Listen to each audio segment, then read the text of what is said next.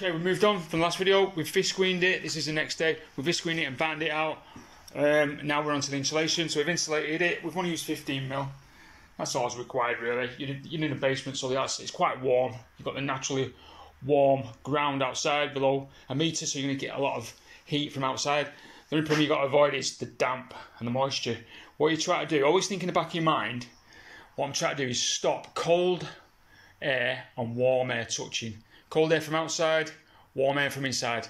When they touch, hold hands, shake hands, so to speak, you get the moisture, you get the damp. So that's what you try to avoid. So any way you can reduce the chance of damp, warm air, cold air touching, do it. Like I said, we've put the insulation in 50mm. Doesn't need to be too much.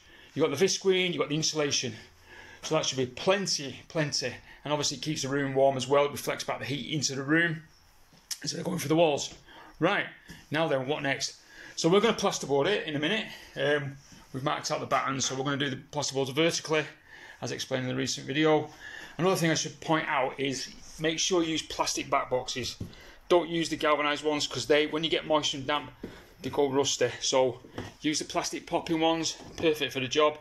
In the basement, anyway, damp air, moist air, plastic always. And also don't forget to tape up the joints, so no warm air can come through the gap. So cold air can come through the gaps, if there is any, and that should do the job. Like I said, we're going to plasterboard it now, and then we'll come back to the video later on and see how we're getting on. Okay, finish the plasterboard.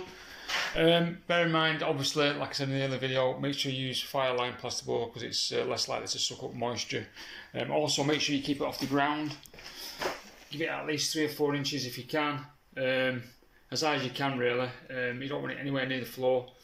This is going to be tiled, this floor. The floor is going to be sealed with some sealer, and then we're going to tile it. So again, we're trying to reduce the moisture that will be under the floor. So obviously this is a new concrete floor actually with a vis screen under it, but we're still every chance you can get to mitigate any damp or moisture coming in, do it.